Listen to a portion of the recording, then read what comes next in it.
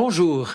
Après le récit de la naissance de Jésus dans l'évangile de Luc après Noël, on lit habituellement l'épisode de la visite que lui font les savants, les mages venus d'Orient. C'est en Matthieu chapitre 2, les 12 premiers versets.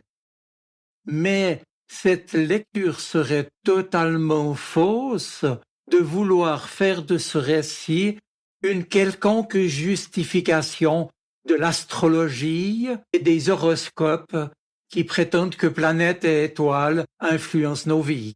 Il n'y a rien de plus faux et il faut affirmer que ceux et celles avec cette prétention ne détiennent aucune connaissance spéciale ni ne peuvent prédire l'avenir d'une personne. Tout cela n'est que mensonge et imposture. Évidemment, vouloir prédire le caractère et le destin des êtres humains à partir, soi-disant, de la position des planètes repose sur l'inquiétude naturelle de chacun de nous et partant de là, sur des croyances très primitives qui remontent à des millénaires selon lesquelles les corps célestes formeraient des motifs qui pourraient révéler la personnalité d'un individu ou son avenir. Pour certains, aujourd'hui, lire son horoscope, consulter une voyante ou un médium peut sembler être sans conséquence, voire même un divertissement pour certains. Mais derrière cette habitude nocive, on se rassure à bon compte, imaginant posséder une sorte de pouvoir sur le temps et sur les événements.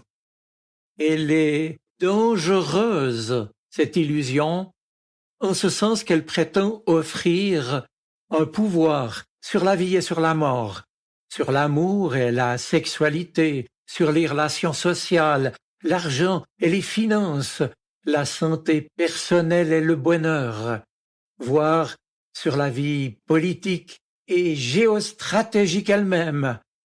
Et l'on sait que des hommes importants, exerçant de hautes fonctions, s'adressent à des astrologues avant de prendre des décisions importantes.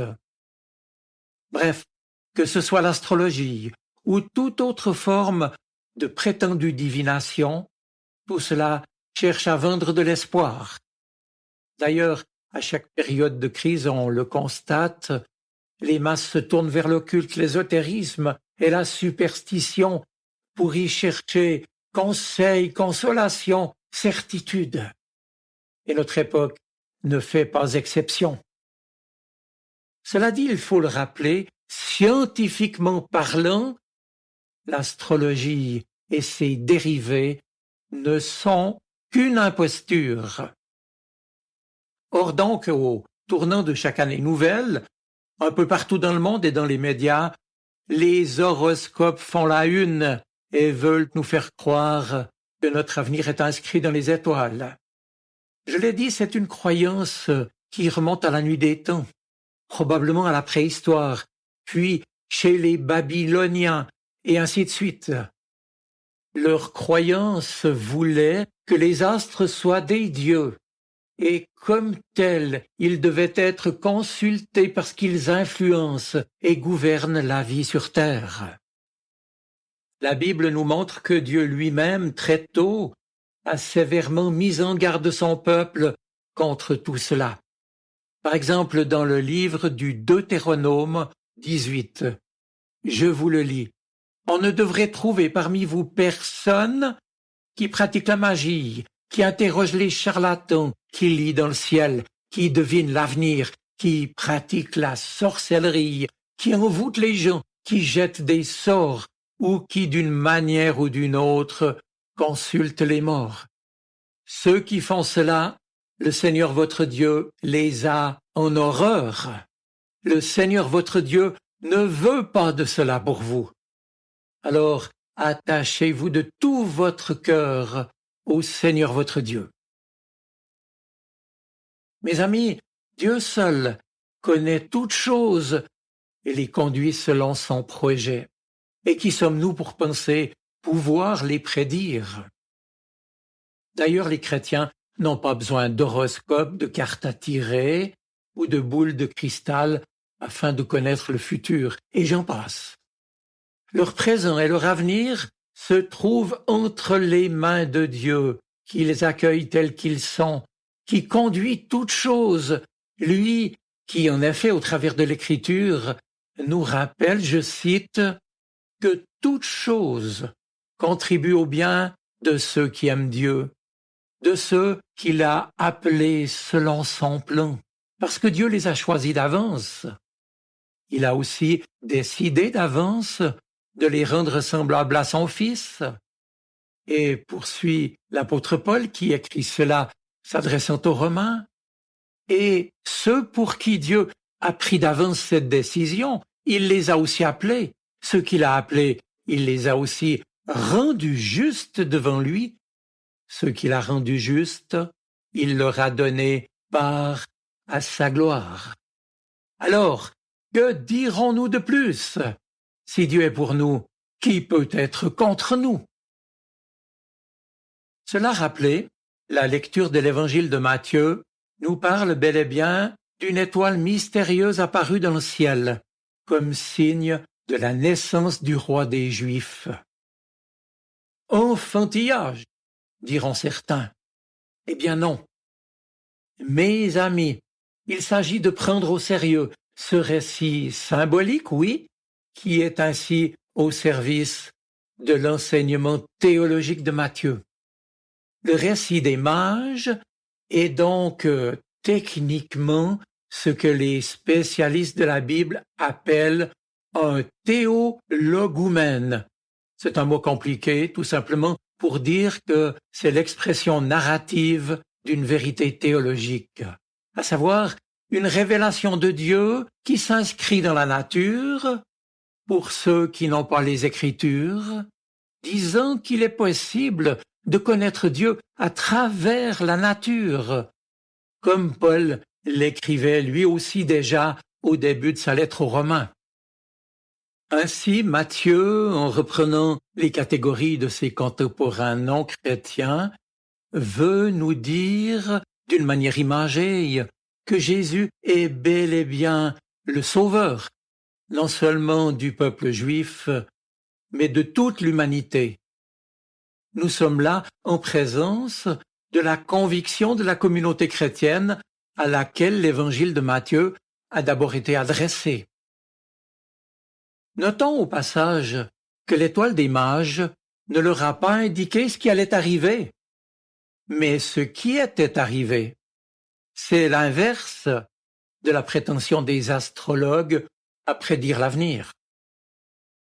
Les savants venus d'Orient se sont donc mis en route dans une aventure pleine de risques à la recherche d'un enfant qui était, lui, la véritable étoile. L'astre d'en haut, avait proclamé Zacharie, le père de Jean-Baptiste. L'étoile radieuse du matin, dira aussi l'Apocalypse. Alors, voilà que cette étoile, qui a interpellé les savants mages venus d'Orient en quête de lumière et de vérité, c'est le Messie, Jésus le Christ. D'une certaine manière, aujourd'hui encore, on peut remarquer que nous aussi, nous sommes entourés d'hommes et de femmes qui, dans l'obscurité et dans l'obscurantisme, sans espoir de ce monde, ils sont en quête de lumière et de sens à donner à leur vie.